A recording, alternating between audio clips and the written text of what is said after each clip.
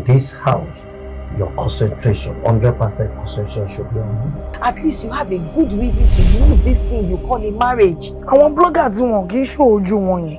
Àwọn ló máa ń gbé àwọn fake news. Àwọn tó mú ẹ wọ́n mú ẹ ń bí o.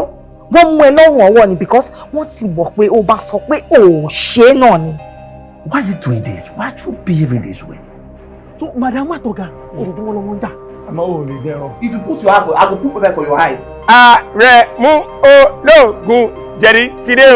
Kí ló kọ́ mi nu gbogbo ọ̀rọ̀ blogger ò ṣe blogger? Ẹ̀yin ọkùnrin tí ẹ máa ń na obìnrin yẹn, kí ló máa ń jẹun lórí yín ná?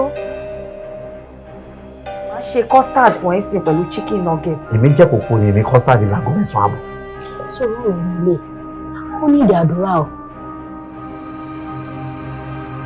But I'm going to prove to you that I am Barrister Mujirayo, and I'm going to drag you and make you know that nobody messes with me and gets away with it.